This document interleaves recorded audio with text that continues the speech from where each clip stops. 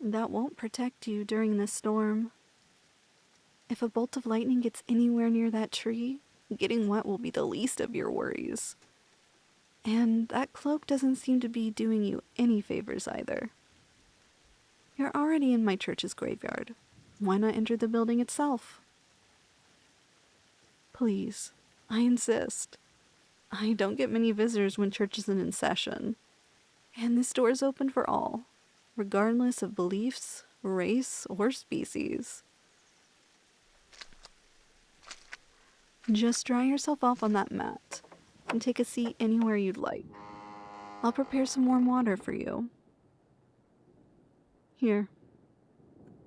I'll be staying overnight for desk work. You can take a refuge from the rain for however long you need. So, you finally taken notice of my tail. Must be unnerving. There aren't many like me in this area, and a priestess with scales is practically unheard of. I should introduce myself. You can call me High Priestess Ava. Not the name I was given, but the one I was guided toward. I am a serpent chimera. And you? Ah, a human in my church. We don't usually see your kind around here. And we still won't for a while. I saw the tail sway. You may take off that cloak. You're in chimeric presence. There's no reason to hide the features you were given at birth. Those ears and that tail. A feline chimera, then? How interesting. There aren't many like you around here either. Canines, corvids, rodents. I've even seen some insects. But only one or two felines. You must have had a long journey to come here. The story's length does not matter. What matters is what brought you to my sanctuary. Random? I never liked that word random. I believe every coin lands the way it does for a reason. I believe every stone is where it is for a reason. I believe you came here for a reason, whether you know it or not. So tell me, what were you running away from before the rain started?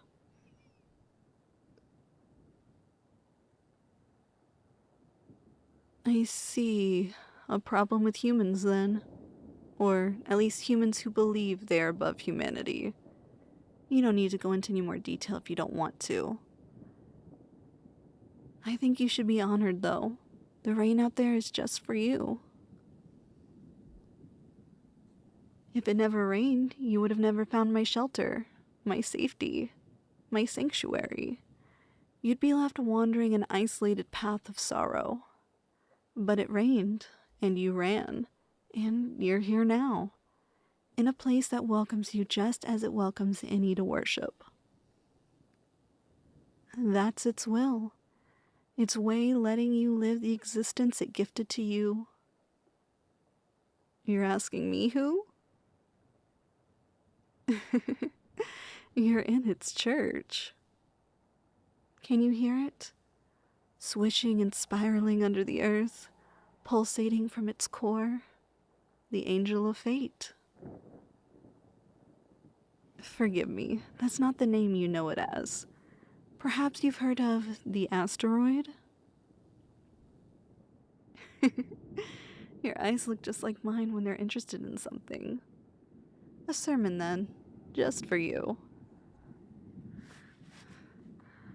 Long ago, there were no chimeras. There were only humans and the animals they shared the earth with, our ancestors. Humanity's hubris against fate had threatened Earth. Their machines lowered populations. Their rulers refused to care. And so, as a way to restore balance to the Earth, fate deployed its greatest trick. An orb of unfathomable mass, made of the very energy of fate, collided with the Earth. It toppled all order and burned the laws of the land. But it healed the forests. It purified the oceans and cooled the earth. Its last gift was to enlighten the animals once abused by humanity. They were unfairly treated. They deserved the same mind and arms humanity had used to conquer the earth. They deserved the power to speak for themselves.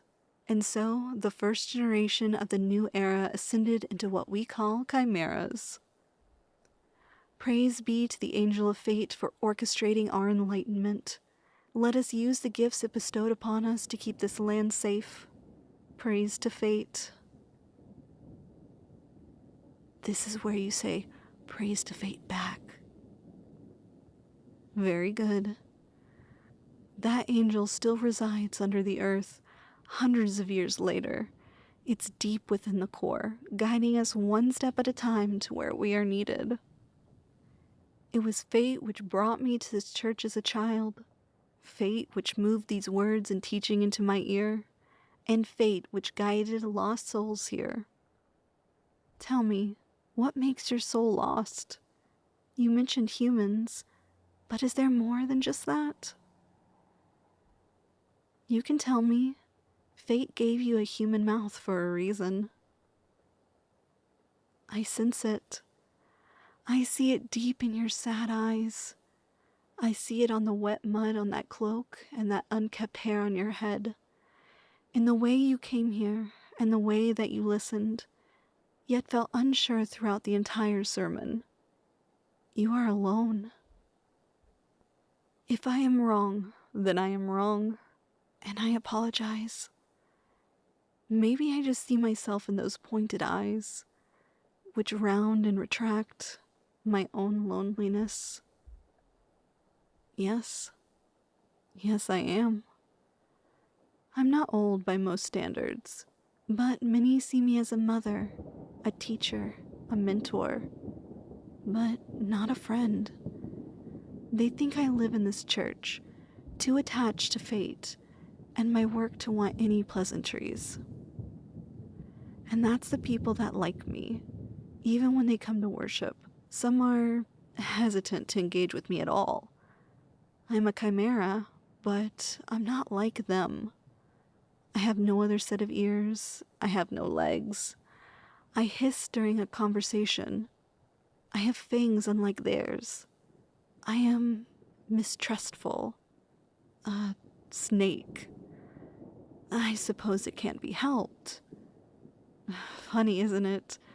In the old world, your ancestor would likely stumble across mine in a garden, bite down and shake them like any common prey. Yet, I'm the danger. But if that's how fate chooses for them to see me, then that is its will. Tell me, how has fate made you look to others? Do they see you as cute? Do they see you as terrifying? What do people say about you when they see those ears and that tail? Would you like to know what I see? I see someone in desperate need of guidance, for a place in life. Maybe that will finally bring comfort in a life fate has not been kind to.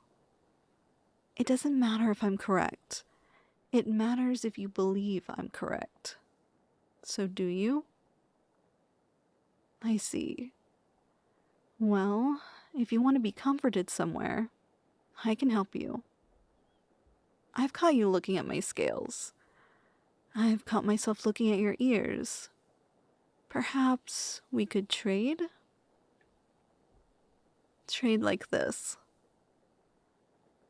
Do you like this feeling? A feeling of scales tightening around your body?